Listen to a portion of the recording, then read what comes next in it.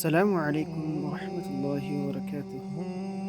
ዛሬ ይዘንላችሁ የቀረብነው በእስልምና ታሪክ ውስጥ የማይረሳ የጀግንነት ምልክት የሆነው የሰማዕታት አለቃ የሆኑትን የሐምዛ ኢብኑ ዓብዱልሙጠሊብ የሕይወት ታሪካቸው የጀግንነት፣ የእምነት ጥንካሬ እና የራስን ሕይወት ለዲን የመሰዋት ምሳሌ ነው።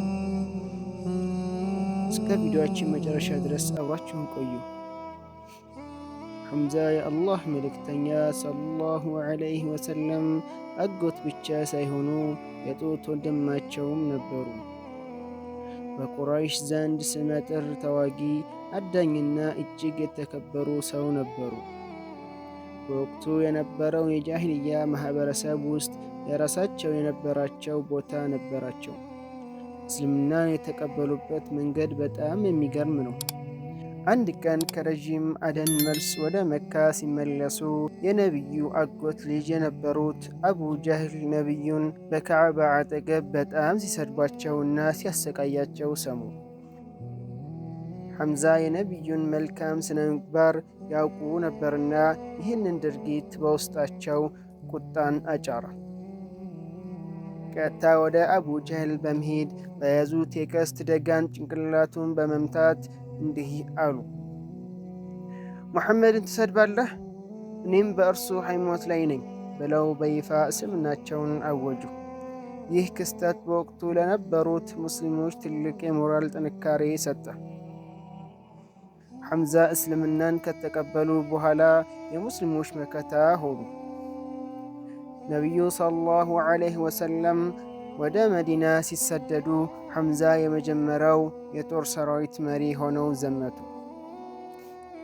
በበድር ጦርነት ላይ ሐምዛ እንደ አንበሳ ነበር የተዋጉት።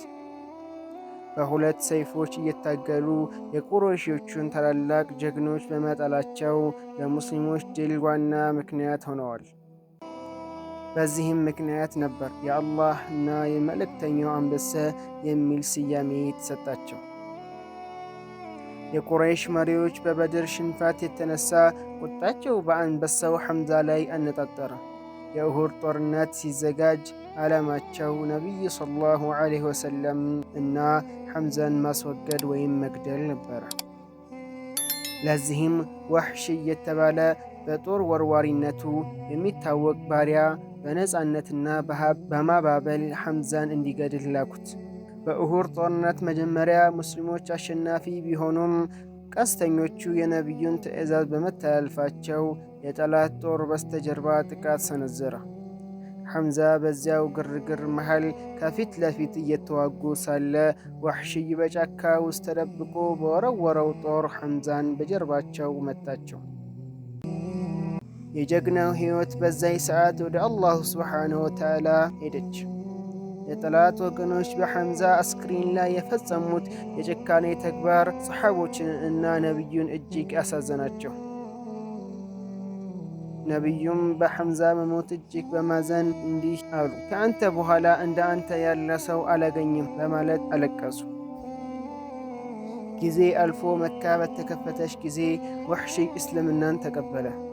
ሆኖም ነቢዩ ሰለላሁ ዐለይሂ ወሰለም የሐምዛን መገደል በማስታወስ ፊትህን አታሳይኝ፣ ፊትህን ማየት አልፈልግም አሉት። ወሕሽይ ራሱን ከነቢዩ እይታ በማራቅ ኖረ።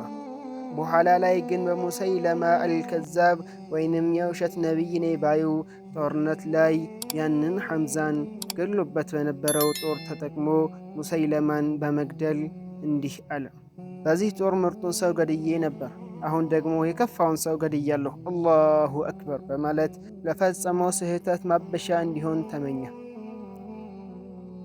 ውድ የበያን ቲዩብ ቤተሰቦች ሐምዛ ታሪክ ለእኛ ትልቅ ትምህርት ነው። ሕይወትን ለአላህ መንገድ መስጠት፣ በጠላት ፊት አለመፍራት እና በዲን ላይ መጽናት ምን ያህል ክብር እንዳለው ያሳየናል።